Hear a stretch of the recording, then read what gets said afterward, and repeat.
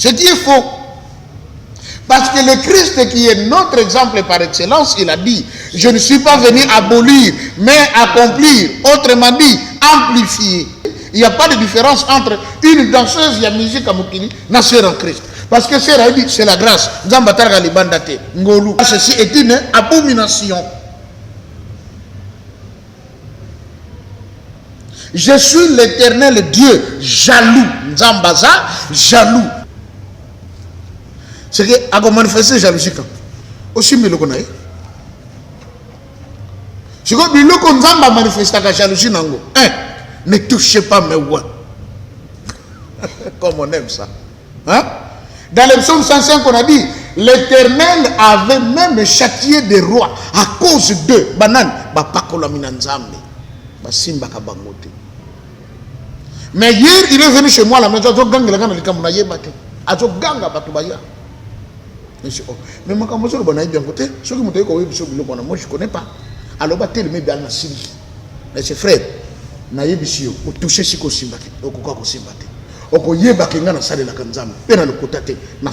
l'Éternel, mon Dieu, te traite dans toute sa rigueur.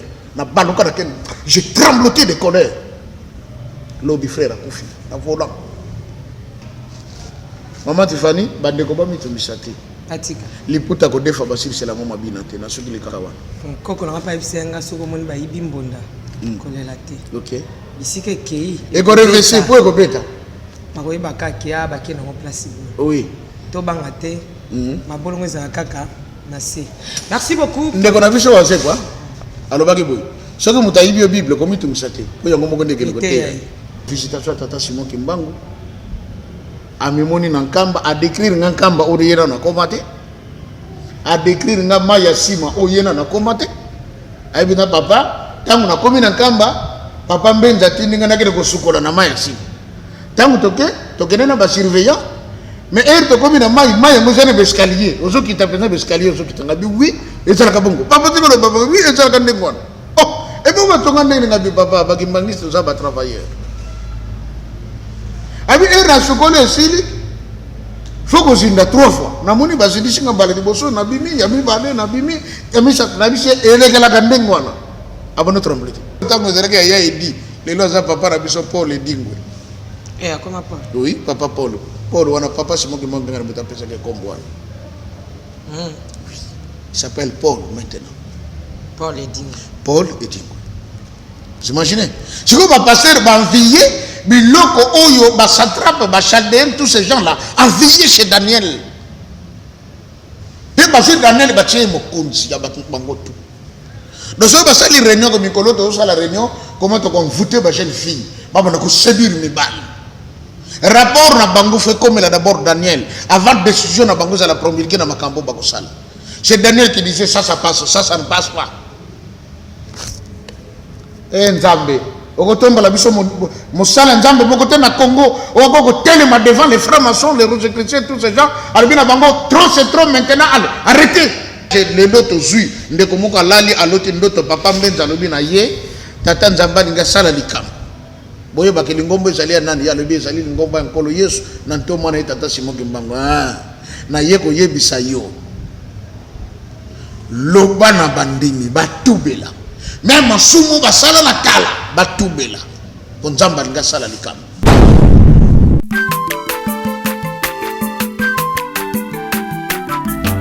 aza mwana moto te po akosangai abongwani pete po awangata nzambe ya le Nazarien le Nazarien le Nazarien le Nazarien atako bapakolaki mafuta na mosakolima lelo ya yo bolingo bateli le Nazareth lipamboli oyo emonanaka te mpeni mama kante lobi koleke mapapu masope mafuta tokokisika na elongo na Nzambe oyo babenga na makomi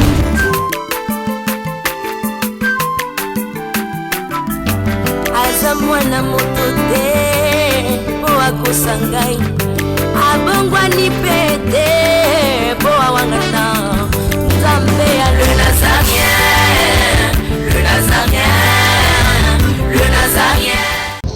Shalom, bonjour et bonsoir chez vous, peuple de Dieu, amoureux et amoureuses de la parole, amoureuses de cette émission. Nous vous disons qu'on est ensemble, il n'y a pas de souci. C'est toujours moi, la princesse de l'éternel, maman Tiffany Mokoa, à travers cette émission Table Sainte qui réunit les hommes de Dieu autour des sujets importants aussi très capitales. Comme à l'accoutumée, c'est Papa Joseph qui est notre invité, mon invité spécial du jour. Mais avant de lui dire un bonjour, parce que ça fait un bon moment, ça fait bail, mais aujourd'hui il est avec nous, il est déjà sur ce plateau, mais je demande à Giramon qui est derrière la caméra de nous balancer un cantique pour la gloire de notre roi et on se retrouve tout juste après. Régie, à vous.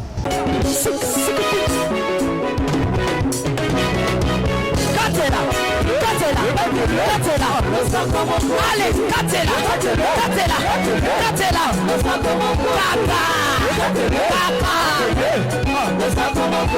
Yambaloya daba pasteur bakokata.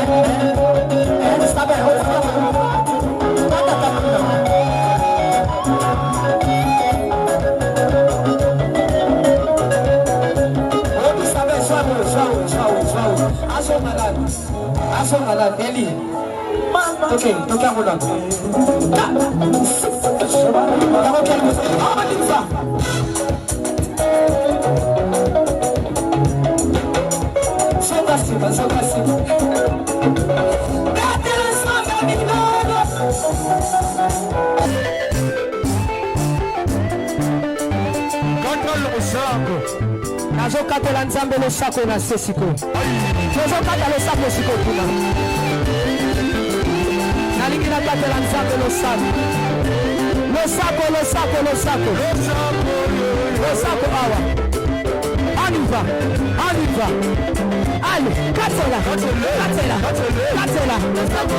Allez, tozosonga siko, tozosonga. Tikela katela.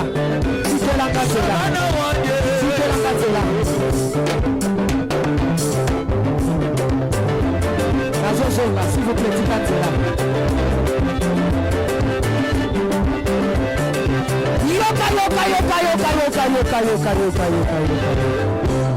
Olingi lipara, olingi kopota, olingi mosala, kona nini?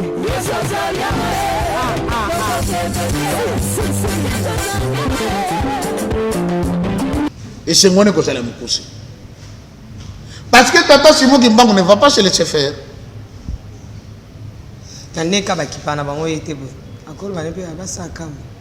Hein?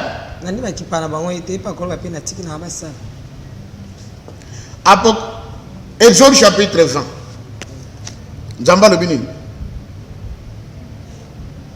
Il y a un chapitre 1 maman. Tango, hein? Oh, Exode, chapitre 20. Alors Dieu prononça toutes ces paroles en disant: Je suis l'Éternel et ton Dieu, verset 1er, qui te fait sortir du pays d'Égypte, de la maison de servitude. Tu n'auras pas d'autre Dieu devant ma face. Tu ne te feras point d'image taillée, ni de représentation quelconque des choses qui sont en haut dans les cieux, qui sont en bas sur la terre, et qui sont dans les cieux plus bas que la terre. Tu ne te prosterneras pas tu ne te prosterneras point devant elle, et tu ne les serviras point, car moi, l'Éternel est ton Dieu. Alors, je suis un Dieu jaloux, qui punit, hein? Qui punit l'iniquité du père sur les enfants jusqu'à la 3e et la 4e génération. Ok. Ceux qui me haïssent. Ok. Bible, tika kusote ko tika makambo ndengwana. Bika ba mambo yena. Ilo baka ba ndeko matadi. Bika ba mambo yena pa. Alobi.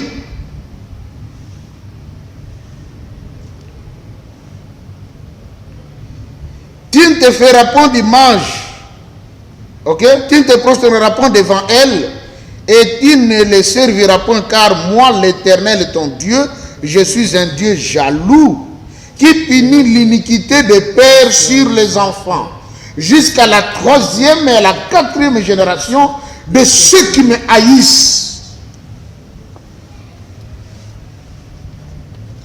Vous savez, mon parenthèse, c'est comme maman Tiffany. Parmi ma cambosali qui est sa force, il y a l'église de réveil. Tout le monde a qu'on a réveil. Donc, prenons qui la grâce. C'est la grâce, c'est par la grâce que nous sommes sauvés. Au moyen de la foi. Et cela ne vient pas de vous, c'est un don de Dieu. C'est la grâce qui va dire Boébimi. Angolou. Tout est grâce, tout est grâce. Ok. Et comme nous avons dit que c'est la grâce, qu'est-ce que nous avons fait? On a pris la loi, on a mis de côté.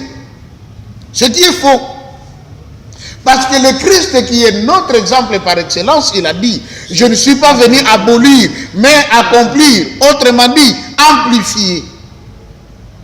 Donc la loi d'Exode a sa valeur jusqu'aujourd'hui. Il faut être à ma l'église de réveil. Le fait que Batoubaïbi que Totikala sous la loi, que nous sommes sous le temps de la grâce, voilà pourquoi les sœurs ont besoin de l'église, ma mèche, tina c'est la sirène. Hôtel et là, comme j'ai toujours dit, il n'y a pas de différence entre une danseuse et la musique à Moukini, na sœur en Christ. Parce que c'est la grâce. Zambatara libandate, ngolou. Or, ce que tu as dit dans la loi, l'homme ne portera pas l'habit de la femme et la femme ne portera pas non plus le vêtement d'homme. Car ceci est une abomination. Je suis l'Éternel Dieu, jaloux. Nzambaza, jaloux. Maman. Eh. Bishokutu mibali. Nalingi maman Tiffany. Nazotia motema ke na nabala ye. Nanu kuto bali. Nanu na bali yete. Frère moko yeko beta tout. Sibonga na yaki na fandia wana mona maman Tiffany depuis azo na frère wana. Ele kakatan. Oka abo motema ko ndo chauffe. Omoni réacteur boseza tanga oye. Ah boniko. Ah kana peso mbote. Ozo benga bakara. Karana bazobe tozani ni jalousie ndesali. Ngana ye falo katamba moko kuna occupé non ka ye tout ça. Nanu kutu na bali yete. Imaginez ça. Frère moko lo bagana ah mais que so mutu sala kete. Comment ko beta mona batu non na bali yete ngabi frère. Bolingo zalaka na esprit zalaka dans l'âme. Oh mais oui, c'est ça la différence. L'esprit, ce n'est pas dans... L'amour, ce n'est pas dans le physique. Ce n'est pas le corps. Ce n'est pas l'esprit. C'est l'âme. Ma français va bien. Oh, Tiffany a découvert son âme sœur. Azala Mobali, Azala Mwasi, Babenga Gaga, âme sœur.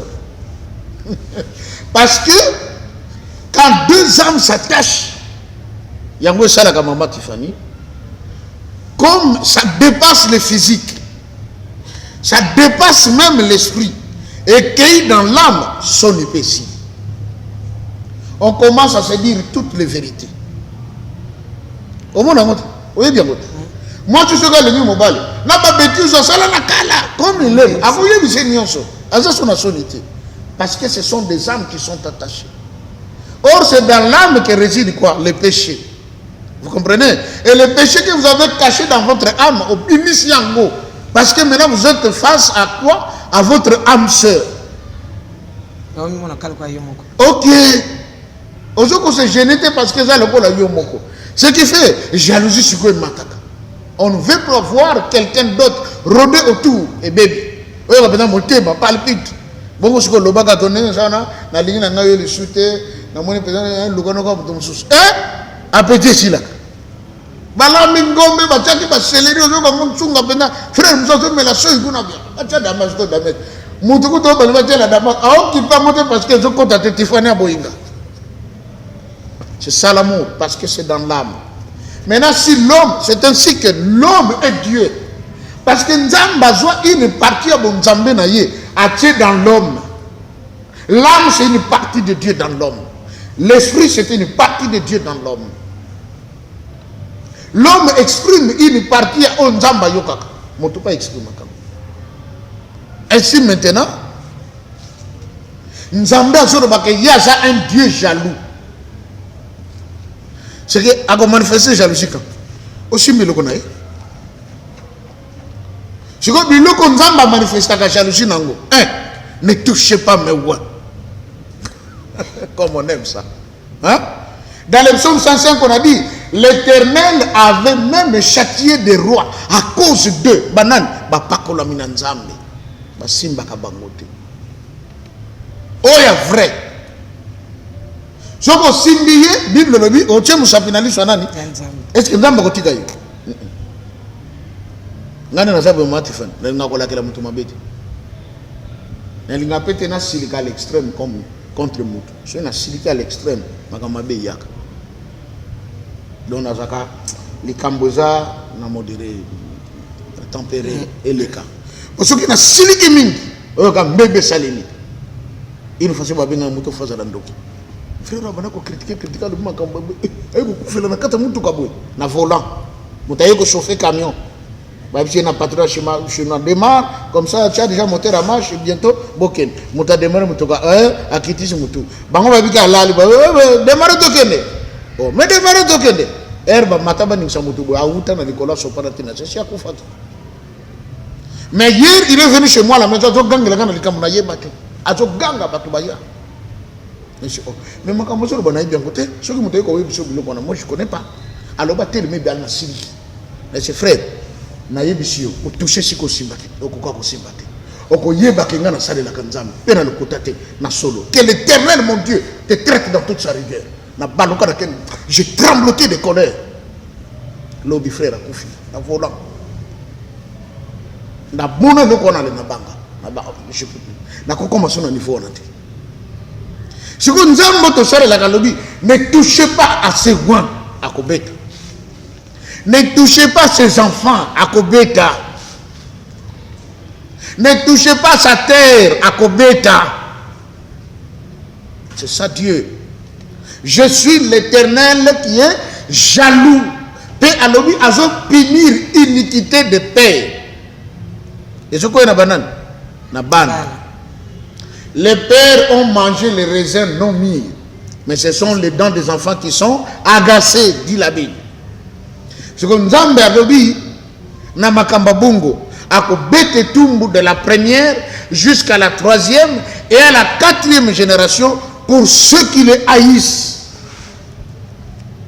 Mais verset 6 c'est le dit et qui fait miséricorde jusqu'à 1000 générations à ceux qui m'aiment et qui gardent mes commandements. Combien de générations? 1000. Ah, maman, ceux qui te sont 1000 moins 4. 996. C'est ça, ouais. Banana mutamambe azo sepela kaka poko na ko sepela ne azo beteka ko setumbu ya 4 générations. Mais ngai na ko tosa nzambe na ko sali pamboli ya 996 générations. Allez, ceux qui n'a pas tenu na 4 o ya ye azwaki na totaliser 1000. C'est ce que dit la Bible. Maman Tiffany bande ko ba mitumisati. Atika. Liputa ko defa basili c'est la mama binate na soki likawa. Koko na pa bisenga soko moni ba ibimbonda. Kolela te. OK. Bisike kei. Et ko reverser pour ko beta. Makoyi bakakia bakena ko place. Oui. To banga te. Mabolongo za kaka na se. Merci beaucoup. Ndeko na biso wa quoi? Alors baki boy. Soki mutayibi Bible ko mitumisate. Ko yango moko ndeke ko te. Merci beaucoup. Wana réponse na pesi na bino pour la mona ba komenga penza na mbangu donc ezaki pina lettre oyaki na lombangu tika biso tokota na prophétie to pe message papa Simon Kimanga tikela kibiso. Merci beaucoup. Na banza mikoleleki tolobelaki likambo etali message ya papa Simon Kimbangu ya le 17 août 1922. Il y a une chose, maman Tiffany. Comme Dieu fait toutes choses bonnes en son temps, ce que moi j'ai compris. Tobandi ko tanga message yo na temple na osingili. C'est ce que j'ai compris. Nengi bande ko mingi balobaki nanga papa. chaque fois le kakana maman Tiffany bien à boyebi tout ça dit constant mon koboy so ko leki opesi un message ou bien nzamba talisi yo to makambo do ba makala olimbo lengo bien ba jour ko la no mona ka makambo ne bando salima abi ne bandeli tu no mona mais muto so aventure a uti wapi mais c'est quoi encore ce qu'il dit mais là papa au fungoli bisomiso j'étais avec un frère qui est venu de la Belgique. Depuis sa naissance, jusqu'à l'élo où il est dans la soixantaine, il est catholique. Il a visité Tata Simon Kimbangu. A mémoni Nankamba, a décrire Nankamba où il est dans combatté. A décrire Namaya Sima où il est dans combatté. A dit papa, tant qu'on a commis Nankamba, papa Mbenza Tindinga n'a pas de soukola Namaya Sima. Tant que tu as surveillant.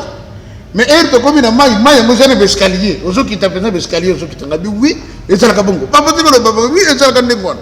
Oh, et puis on va t'engager papa, parce qu'il manque ça va travailler. Abi elle a chocolat aussi. Faut qu'on s'y trois fois. Na moni basi dit singa balé de bosso, na bimi, yami balé, na bimi, yami ça, na bisi elle est la kabongo là. Avant de trembler. Eh, papa ngabi oui. Abi oh donc ngabi oh uti kuna.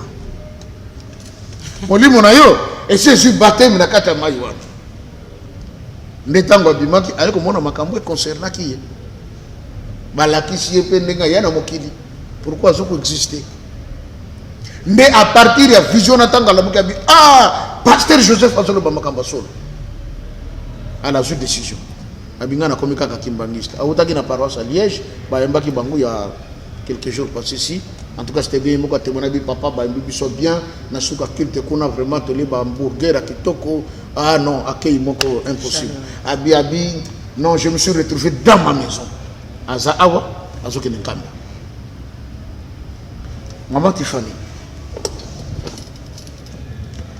Ndeko na lobi nga pasteur. Na poto to salaka ko la pongi. Toye bakate réalité. Mais depuis kaka au banda makambo to lamuki to comprendre. Habite comment au quotidien dans métro talika ka boye bang nene bien. Est-ce qu'on a qui boye 19 nakum na 20 est-ce bibi mais na éviter abi mbalamu to bano lokango to na kata métro mindele ba comment mona biso lokola maboma. Maman tu fais na combien na 4e épisode oh non non ngana na retard ngana na 61 90 quelques déjà. C'est lui qui me disait ça pour dire on est suivi, le message vient de Dieu, c'est le temps. Maman Tiffany, le prophète Daniel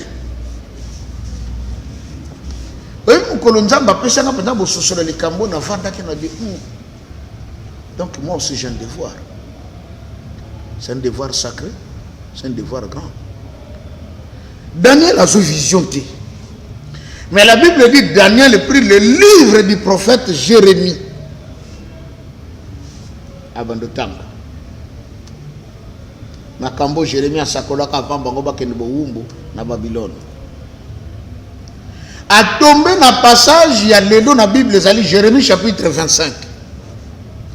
Mais beaucoup que Nzamba sakolaki par la bouche du prophète Jérémie en disant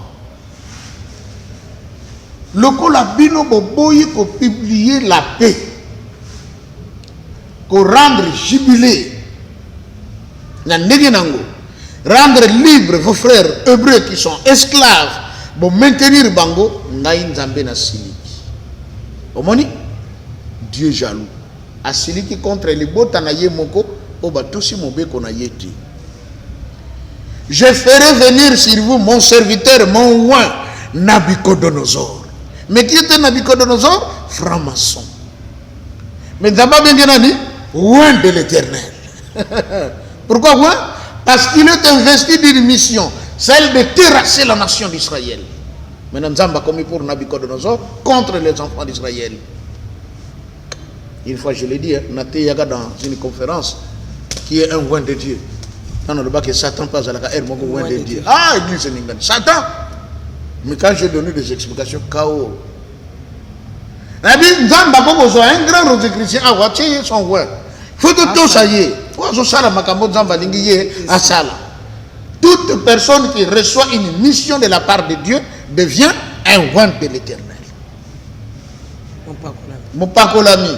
Maman, mon pakolami, ma Bible. Ah, B, tu ne vois pas le roi de Dieu. Oh, parfois, mon temps, comme ça, roi de Dieu.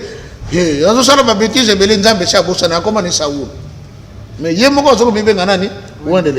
ainsi la Bible dit que ta propre bouche ne te loue pas, mais que la bouche d'un autre. Vaut mieux tu vas constater que Tiffany pendant sa mosali en Zambie à solo. Le but on a une moto. N'a pas même que se dévoiler. Là, je l'ai dit devant les caméras. Tant que j'ai dans sa moto, le conducteur et le monsieur qui étaient déjà a dit, oh, s'il vous plaît, vous êtes prêtre? Non, non, je ne suis pas prêtre. Oh, non, dites-nous la vérité. Vous êtes sangoté. Nous, nous avons sangoté, nous avons le beaucoup. Oh, ah bon, vous êtes marié. Mais vous devez quand même être professeur d'université ou assistant ou... On a dit, oh, on est un gars comme Matamoto, il va questionner même les bois.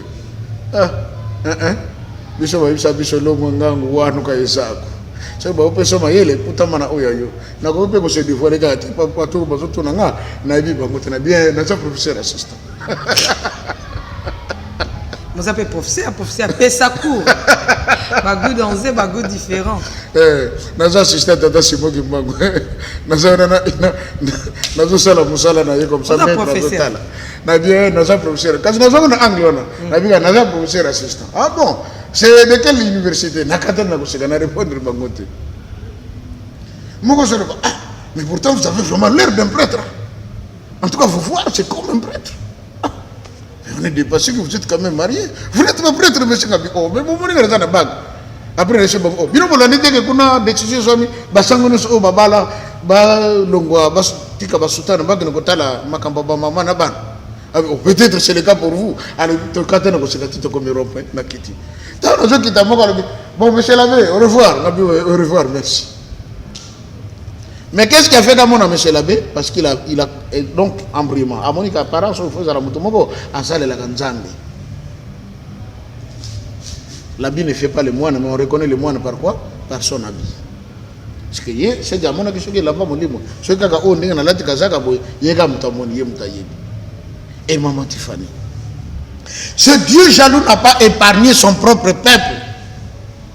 A livré Bangon à Maboko à Nabucodonosor. Bakebo Umbo. Babeta pendant 69 ans. Ba côté na 70e année. C'est que Daniel a un simple monsieur était dans le empire Daniel. C'était pas un simple monsieur. C'était la troisième personnalité du royaume. En quelque sorte, Daniel était le premier ministre babylonien. Parce que dans le système, il n'y a rien à Bango Nakalezalaka. Quand le roi est en place, moi, na fois Zalaka déjà, parce que je l'ai préparé, du moment où le roi a la société, moi, je suis relève. Donc, Belkhassar a Zalaki comme le vice-roi. Et Daniel, le premier ministre. Et non seulement qu'il était premier ministre, mais Daniel était également le chef numéro 1 de tous les magiciens du royaume. Ah, bah, pasteur. Bah, pasteur. Bah, ça les sonne. Ah, bah, pasteur. Et ça les sonne, professeur. Maman Tiffany. La Bible ne nous dit pas que Daniel s'était corrompu, qu'il a servi le Dieu de Babylone. Comment nommer mon compte pas magicien. Mais pas magicien, pas mon mot par le but. Dieu a un degré, mon but sur ton cocan n'a pas. Mathieu le colon. Ah bien, roi l'autre ton aïe. Il y a des mots de soutien. Mais il y a l'autre qui a même une autre. Après, c'est une explication. Dieu a un colon d'âme. Mbalamogo Nabucodonosor a dit que bandalelo yo komi mon konja ba magicien tout ya roi yo mobimba. Maman royaume on est à 127 provinces. 127 provinces. Et bandi na Inde et yeti na Congo.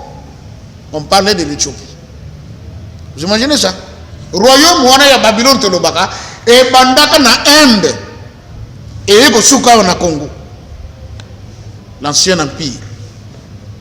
Je crois l'empire où on a Daniel va placer numéro 1 va magicien tout parce que le co va découvrir pas naïe et le qui va magicien le lo va pasteur va quelque lula na bango va magicien pasteur ake kozwa biloko ya kabale, pasteur ake kozwa biloko ya babouddhiste, ake kozwa biloko oyo ezalaki ya tata na biso edingwe atiki ne mpe yango. Bandimi kuna maman, c'est étonnant. Pasteur azote en église aza na micro asengi ballon, amenez-moi les ballons. Soka tie ballon bo bundi bikuna tango ko ta fente bo ay mutasopani. He is anointed. He is anointed. He is the very powerful man of God is one.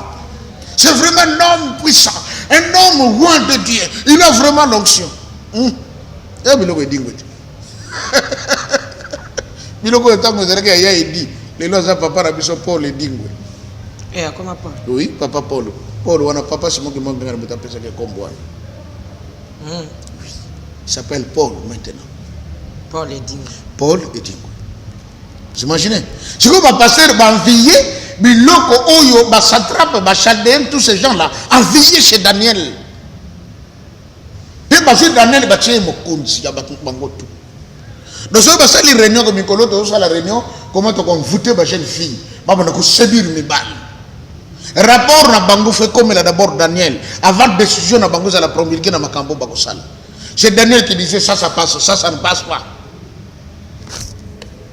Et Nzambe okotomba la biso mosala Nzambe bokote na Congo okoko telema devant les francs-maçons, les rouges chrétiens, tous ces gens albina bango trop c'est trop maintenant, allez arrêtez. Ça fait mal, hein? Confusion au milieu des hommes de Dieu. Laisse ça ya biso. Et bien comme on va être dans solo. À un jour on va vendre pas ya un musicien na boy kotanga combo pour ne pas léser. Un musicien profane. Papa de ba solo. Ah. Pasteur moko azole kana ma Bible na le pega. A que noter ya de maison maison. A comme on a ayoba ki mitege eza pas ya yanke wana.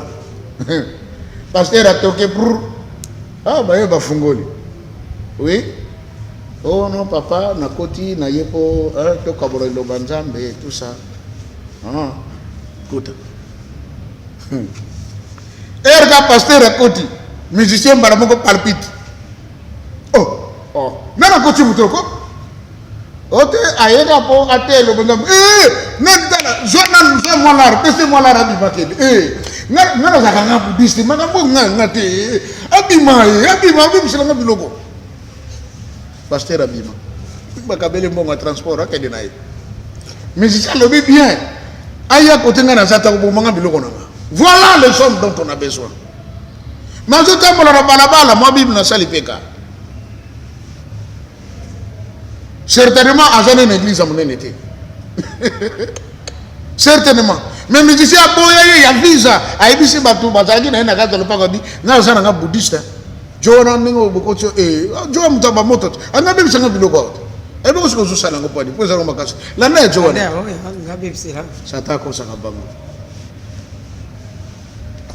Ko sanga bango makasi. O biloko moto. Eza moto te, eza biloko. Bango bazana biloko malili, ya moto ndeza kana kawo. Amen. Omoni? Siko tata timbangu aloba makambo. Le tozoloba. Oh, tozoloba lelo maman Tiffany. Tozongi na temps ya Daniel. Daniel tango tangi chapitre wana ya Jérémie 25 à comprendre a dit mais bon mon abiso temps ekoki. Et puis on tel c'est koki vraiment tozoloba la ka pongi. Ah non. Koto yo bande ko nga babeta ba musique babeta ma concert. Oh non. Bon ce qui na yebisi bango nyonso. Ketoko ta mabondeli. Ah. Ba so ba lobani Daniel. Yo ebi déjà que yo pa na yo kutu. Otuna kata siko ko liani ni po déjà za ka programme ba ya kotika. Yo nengo zana ba société no sociale ka aw. Déjà ba za ka para ba biloko na bango ba ya kotika pa na yo. Siko ko ta biso na chaîne biso ko to luka lipa ya koluka. Oh. Daniel a comprendre que so na passé communiquer on a peuple nanga mutako yokela nga azati nakota kama bonde lingamo. Nesika sala 21 jours déjà. Ndeko mo katuna pasteur. Obi na tangi Bible. Eloko mo ko lekelinga. Daniel penda beta 21 jours de jeûne. Mais n'a pas réponse au PCT. Oh, Gabriel est en Goya, oh, va bloquer pas ya, roi de Perse. Après, Michael a eu Bundela et puis bon. Mais de ceux qui ont bongo, je comprends rien. Réponse c'est Zakini. La réponse c'était quoi? Quand Daniel a prié, a sengi pa ya Nzambe, a sengi d'abord bolimbi sipona masumu na ye, na masumu ya peuple mobimba, na ba koko na bango, na ba tata na bango, ndenge message le loto zui, ndeko muka lali aloti ndoto papa mbenza lobi na ye, tata Nzamba ninga sala likam. Boye ba ke lingombo ezali nani ya lobi ezali lingombo ya nkolo Yesu, na nto mwana tata Simoki Mbango. Na ye ko yebisa yo. Loba na bandimi batubela. Même masumu basala la kala batubela. Nzamba linga sala likam.